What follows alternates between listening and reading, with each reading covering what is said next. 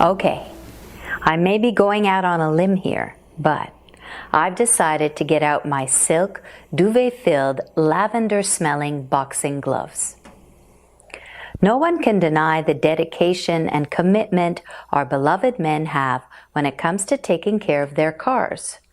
Men understand about the importance of keeping their vehicles properly maintained in order to achieve maximum performance and to avoid having problems. They also know that neglecting problems can cause further damage and even result in costly repairs. Every man knows that you have to change the oil, put in new filters, and top off the different fluids in the appropriate holes. He will make an appointment for the necessary seasonal adjustments and yearly tune-ups if he can't do those himself. He will probably invest in an application of protective undercoating as well as a proper cleaning and polish. He will feel good about himself for doing what has to be done, even if it costs money, a worthy investment. Maintenance is a given. You have to do it to assure the longevity of your machine. So why, pray tell, is it so difficult for men to take care of themselves as well as they take care of their cars? Please forgive me for being so forthright, but many, if not most of you, are not taking the question of your health very seriously. Why? I'm giving you time to think here. Please skip the excuses. I suspect cultural conditioning, women nurture, men provide, to be the main unconscious culprit. The other culprit, denial. Myths. Men are invincible. No, you have to eat vegetables, exercise, and take care of your health too.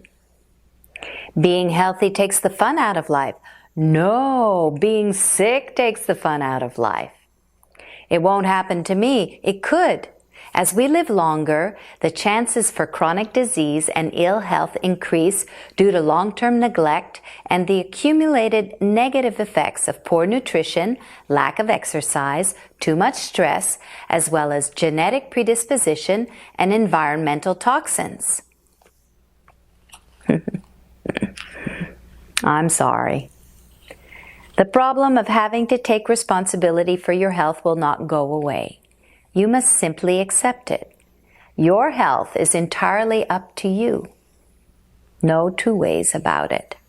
As your coach, I must remind you to choose to eat better, drink less alcohol and smoke less, exercise more, stretch more, breathe more, be more in touch with your feelings and your vulnerability. Only by accepting your vulnerability will you fully embrace the need to make the necessary changes and find the courage to act. And please do before it's too late. So go for your seasonal tune-ups and yearly checkup. Give yourself the maintenance treatment. Use high-grade products and services, a worthy investment. Don't neglect those little problems which could cause damage and result in costly repairs. Please protect the longevity of that vehicle, your body, which motors you around life. Now, for all you men out there making the effort to exercise, improve your eating habits, or quit smoking, I give you 5 gold stars. I wrote this article in support of all the women who have over the last 8 years expressed their heartfelt concern about their husbands becoming ill or dying prematurely as a result of neglecting their health. This fit tip was originally published in February of 2008. The topic is still current. So long for now, with love.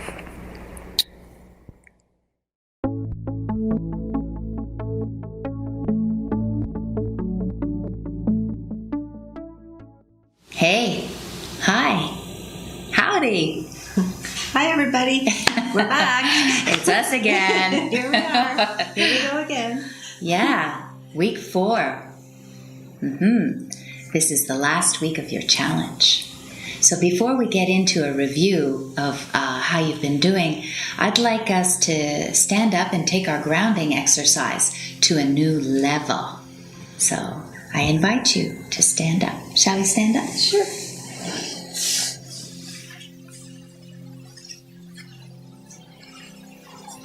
So we're going to start by grounding, which means we're going to drop our weight. So like we've been doing in the last 3 weeks, you let go of the tension in your shoulders and let the weight drop down into your hands. You relax your lower back.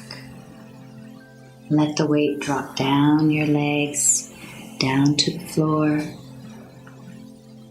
You relax your knees and your ankles.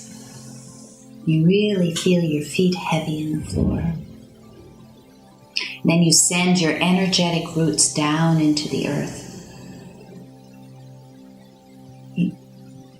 So you don't have to hold yourself up with your shoulders or with your face. Just like a tree rooted into the earth. And become really relaxed and grounded and present. Good. Now you can open your eyes and we're going to very gently shift our weight to one side and then to the other side. So keep your spine very straight and gently shift from the feet, pushing against the earth. Good.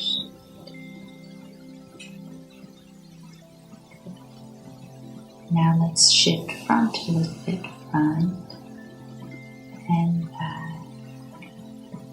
Feel what's happening with your feet. The weight is going towards the heels, the weight is going towards the toes. And back. And back. Good, now let's go in a circle. Ooh. Feel the pattern of the circle under your foot.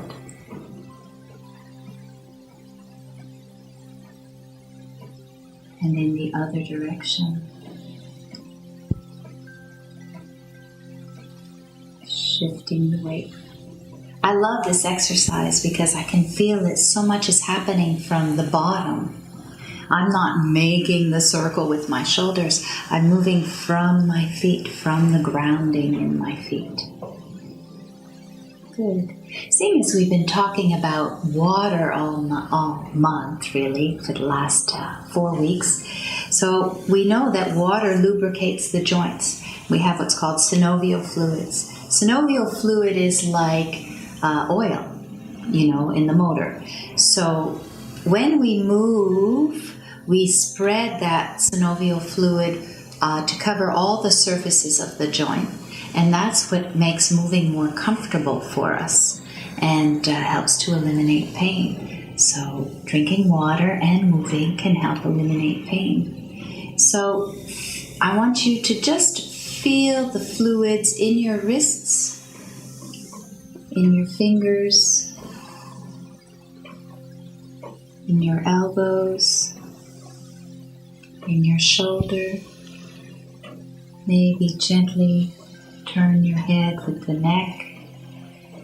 Get that there. The fluids are very comforting. It's a very comforting system, soft and gentle. And as we learn to integrate these fluids into our movement becomes more gentle, more comfortable, less painful. Yeah, nice. It's like flowing in the wind, flowing water, flowing like a river. Mm-hmm. It's really good for the shoulders, the neck, spine, gentle twisting. I hope you can feel it at home too. So we're going to sit down now, slowly, bring it down and coming back, and we're going to do a review. What do you think? Well, what I was noticing is how much more I'm paying attention to my body. Mm-hmm. When lots of days will go by before where I even forget I even had a body, So I noticed I'm opening a lot more awareness as to what is happening, with drinking more water, with doing more exercise, gentle exercise, that my spirits are lifted. Mm-hmm. I don't have headaches anymore. I just feel more healthy. Yeah. And that's the And beginning, you know, and maybe you don't feel any of these symptoms, results yet. Or maybe you do. The more water you've been drinking, you know, the more constant you've been in your practice, the more you're going to feel the benefits. But as we know, we're going to be drinking this water, you know, for a whole year to come. So be patient with yourself if that's what you need. And I really think that one of the ways, like Eleanor mentioned that she's feeling the difference. Mm-hmm. So I would like to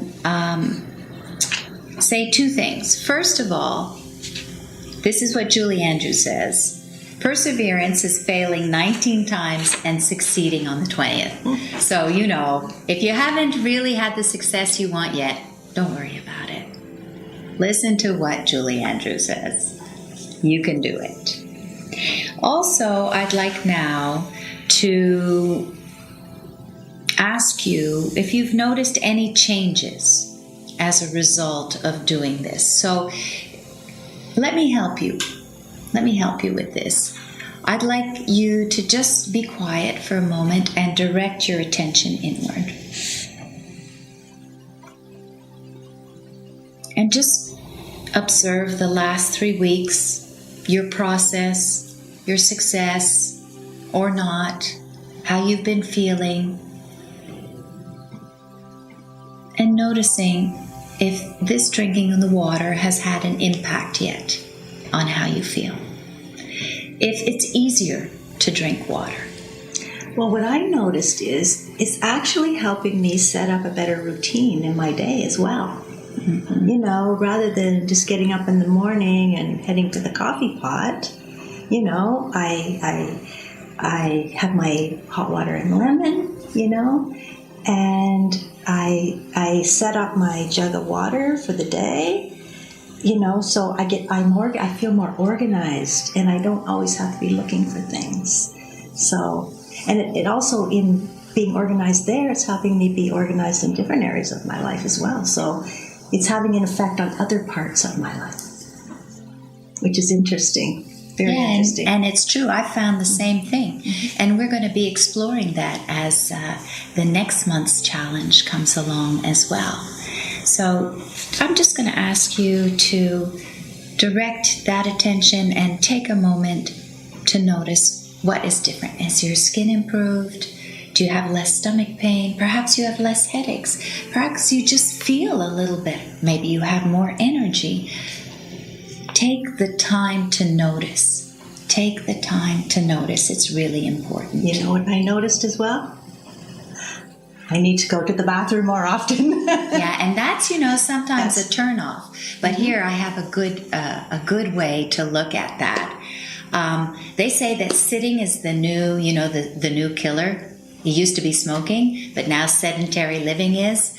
So every time you get up to pee, you are really doing something positive for your system. And I'm going to talk about that more at another at another point in these fit tips. That's what I'm trying to say. At another point in these fit tips.